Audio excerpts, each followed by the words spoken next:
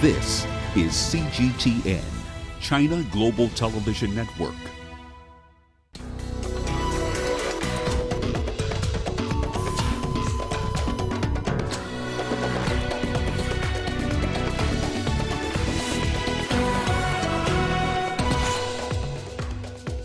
Kenya police killed 3 AlShabaab militants after an attack on police camp in Kenya's Garissa County. Iran says it will deal firmly with any U.S. threat as tensions escalate over shooting down of U.S. drone.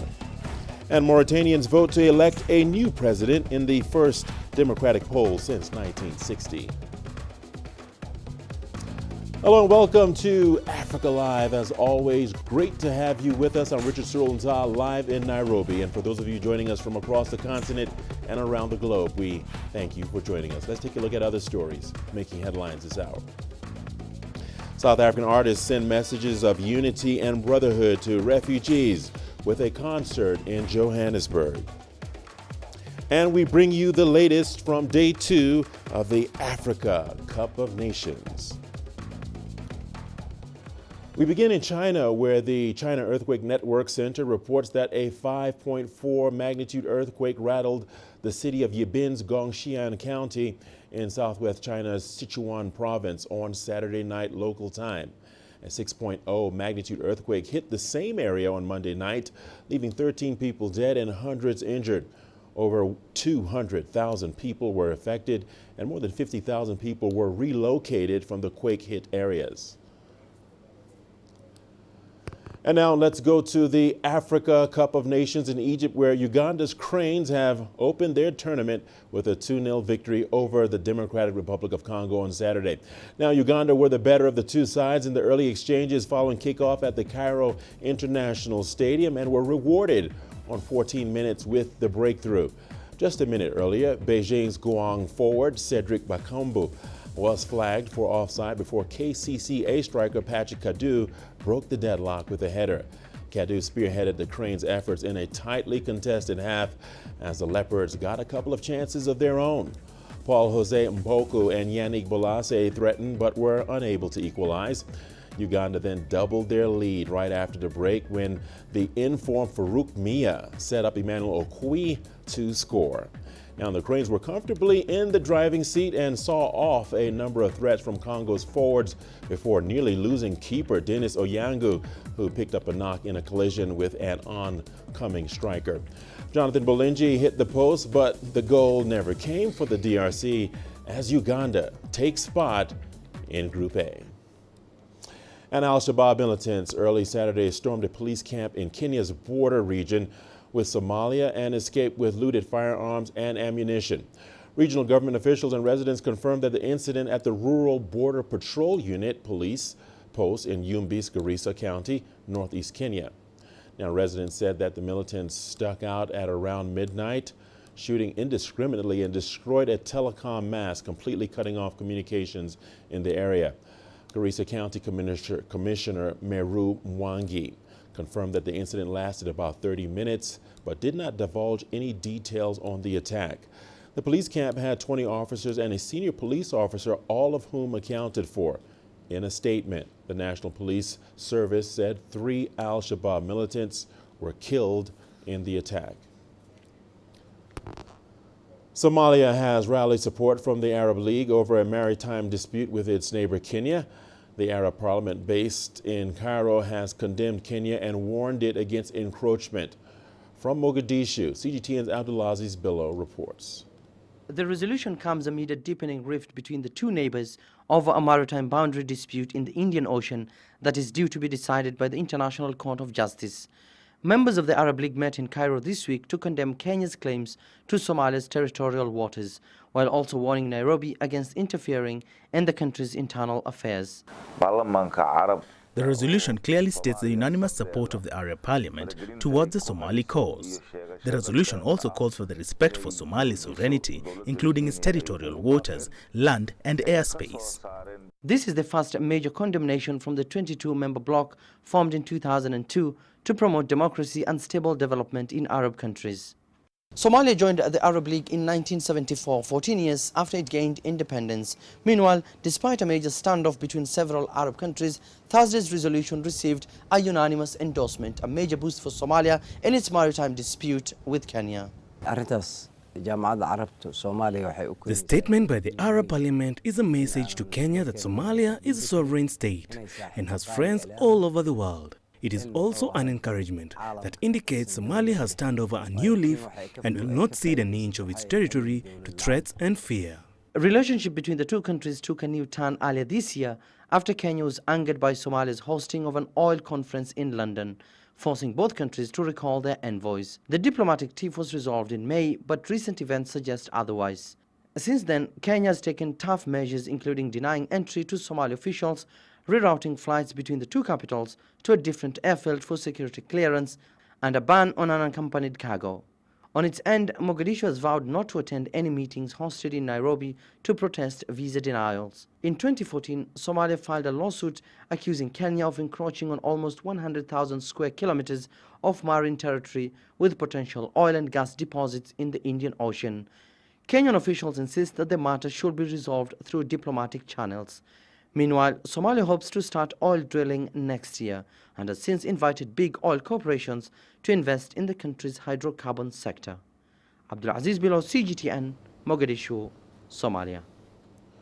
Voters in the West African state of Mauritania went to the polls on Saturday with some 1.5 million people registered to vote. The ballot is the first democratic one since 1960 that hopes to see a president complete his mandate and hand over to an elected successor. Campaigns were focused on the country's economy and appeals to preserve its hard-won stability. Polling stations opened at 7 GMT and will close at 1900 GMT, with preliminary results expected at the start of next week. Frontrunner Mohamed Ould Ghazouani, a 62-year-old former general, cast his ballot at Nouakchott's Olympic Stadium. President Mohamed Ould Abdel Aziz, a general who came to power in a 2008 coup, is standing down after winning high marks from many Mauritanians for stabilizing the country. The opposition has warned of vote fraud and accused the Independent National Electoral Commission of bias after the electoral body rejected a request for foreign observers. I'm very happy to participate in my country's elections as a Mauritanian citizen to vote. The vote has gone smoothly without any major incidents. The president we want to elect must solve the problems of the Mauritanians. And the people need a president who will change their circumstances. Well, Iran says it will not allow its borders to be violated and will respond to any U.S. threat against it. The report from Tasnim news agency comes amid heightened tensions between Tehran and Washington. Iran also warns that any act of U.S. aggression would have serious consequences for Washington's interests across the Middle East. On Thursday, Iran shot down a U.S. drone instead of an aircraft also in the vicinity, which was manned by a crew of 35 people. Iranian foreign minister tweeted a map with detailed coordinates saying it showed the incident occurred within the Islamic Republic's territorial waters. CGTN Hussein Namatzeh has the details. It's the latest in a series of incidents in recent days in the Persian Gulf amid escalating tensions between Iran and the United States, raising concerns of a wider military conflict. However, both sides said they do not want war. We do not intend to go to war with any country, but we are fully prepared to. Hours after the incident, the IRGC published more details it says prove that the drone was shot over Iranian territory. And on Friday, it published images of sections of the downed drone. Iran says it hit the drone with a domestically made air defense system. Americans always consider themselves superior when it comes to military power. Their threats are based on the belief that they have a superior air force. But this showed that they are unaware of Iran's power. Tensions have risen since President Trump abandoned U.S. commitments under the nuclear deal and imposed an ever-tightening blockade seeking to destroy Iran's economy. The United States is trying to force all other countries to stop buying Iranian oil. Iran said tensions should be reduced, and we have a responsibility to keep the Hormuz Strait safe. But if this route is not secure for us, it will not be secure for anybody. This is a very clear response and a message to the Americans. Experts say the rise of tensions and the risk of war is the inevitable consequence of the U.S. exit from the nuclear deal and Trump's maximum pressure campaign against the Islamic Republic. Hossein Nematzadeh, CGTN, Tehran. And the news continues here on Africa Live. Let's take a look at what stories are coming up. South African artists send messages of unity and brotherhood to refugees with a concert in Johannesburg. And night entertainment returns to Somalia's capital, Mogadishu, for the first time in decades. Data out of the country. The country's foreign currency reserves. With a dedicated and diverse team of anchors, CGTN now brings Africa to the palm of your hand. I'm Perina Karibe in the heart of Nairobi, which is bustling. From everyday heroes to the continent's most powerful figures, we bring their voices to you. We haven't changed. And this is something most of us are very excited about. We bring you news that's changing perspectives. I'm reporting from Nairobi City Center. News that brings Africa to the world.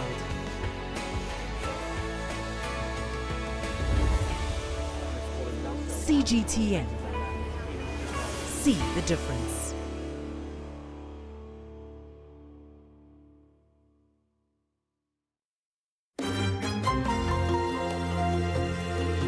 Africa Live. Find your voice.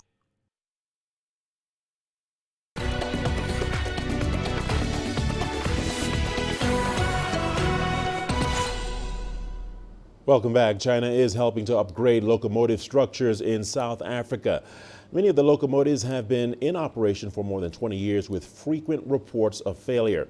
China's CRRC is now stepping in to support the upgrade plan and equip South Africa by training local employees so that locomotive manufacturing can be localized. This is the locomotive station in northern Pretoria, South Africa. These red locomotives are manufactured locally. South Africa has the most excellent rail network in Africa with a mileage of 21,000 kilometers. However, the system is decades overdue for an upgrade. It's like planting a tree here. Yes, we must take care of this tree from the saplings into the towering tree, which is the only way for every Chinese company to go out. At present, the localization rate of Chinese locomotives has exceeded 60%. However, many parts are manufactured, assembled and commissioned in local factories. Up to now, China's CSR's Electric Locomotive Company Limited has guided South Africa to manufacture independently nearly 300 locomotives and put them into use. These locomotives have transported 200 million tons of cargo and created more than 600 jobs for the locals. Beryl Oro, CGTN. South Africa commemorated World Refugee Day in Johannesburg with a concert. An array of iconic South African artists came together to send a message of unity, brotherhood, and integration. All proceeds go directly to supporting refugees in the country. CGTN's Julie Shire has more. According to the United Nations, more than 70 million people around the world have been displaced due to war, conflict, and persecution. Africa has over 6 million refugees, and South Africa is home to more than 1 million asylum seekers. A concert for refugees hopes to raise awareness on the plight of those who fled searching for safety and a better life. The numbers are not telling the real stories and challenges and the pains of these people. And we thought maybe it's a little effort from our side, but we want to create a kind of awareness. If you see the lineup, so they are very prominent musicians. They're coming from different backgrounds musically. I think itself, bringing these artists together is a kind of message of unity and peace. Multi-instrumentalist Pops Mohammed and Busquets Soweto String Ensemble were some of the stars on stage. You know, we've got over 68.5 million refugees displaced around the world. And I mean, one is already one too many. And we have to try to find ways to how can we eradicate that. And music is one of the most powerful tools to address social issues like this. And I think that's one of the reasons why I want to be part of it. I think that what is really important for these young people is that they realise that they're part of a global community. They don't just live in isolation in Soweto, difficult as it is to live in Soweto, but they all have the possibility of a passport, they all have a home, they all have an identity, they all have families. I don't think there's enough awareness of sort of world politics that this is brought home to them at an event like this. The music was accompanied by a photographic and video exhibition of refugee stories. There are visuals that are going to bring home the difficulties and the pain and the horror of where people come from, but also there are stories of hope and there's amazing music. And I think hearts will ignite, that's for sure, but also the joy of being together and enjoying a lovely, lovely concert like this. For one night, South African audiences took a small step with refugees and listened carefully to their stories of persecution and terror through the power of music. Julie Shah, CGTN, Johannesburg, South Africa. And on to the Horn of Africa now, where night entertainment is back in Somalia's capital, Mogadishu, for the first time in decades. CGTN's Abdulaziz Billo attended a live music session in the capital and reports on how young people are taking advantage of the newfound stability. Shortly after sundown, young people gather to share food and drinks at these popular restaurants in Mogadishu, as recent stability has seen an increase in the number of privately owned businesses like Pizza House that has become increasingly popular among young people. Musicians and upcoming artists also entertain patrons at least once a week at these live music sessions, reminiscing the good old days with songs from the past.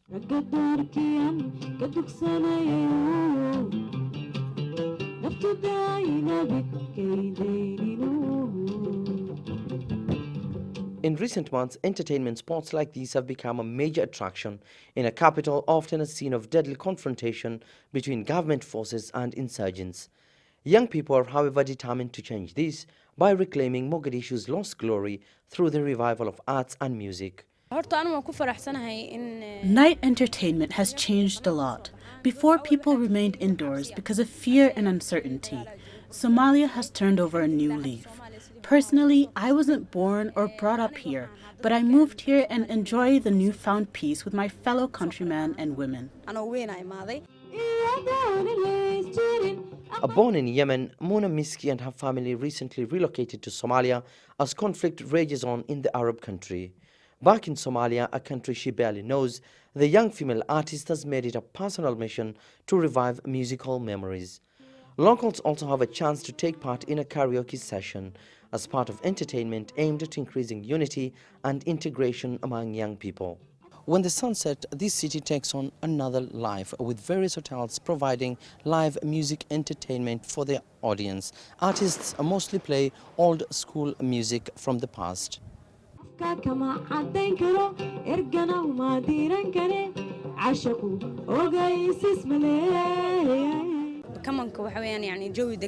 Many people prefer traditional instruments. Old school music is played in a cool and slow tempo way, unlike modern music. It also reminds people of the good old days. Abbas Mohammed is an upcoming artist and performs a classic hit from the early 70s. He says young people need spots like this to showcase their skills. Modern music has lost taste in the recent years. However, old music has good taste and carries powerful messages. Places like this encourage upcoming artists and love for the old generation music. It can also help the young people learn and appreciate their culture.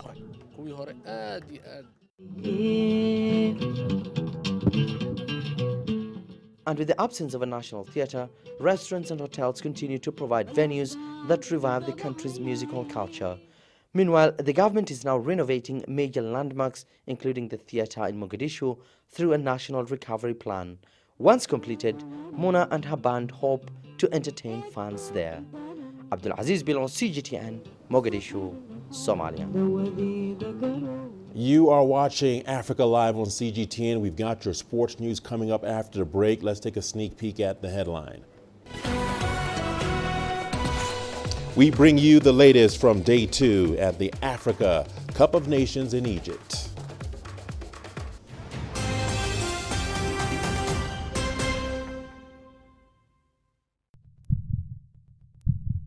Africa, where champions are made, records are broken, legends are born.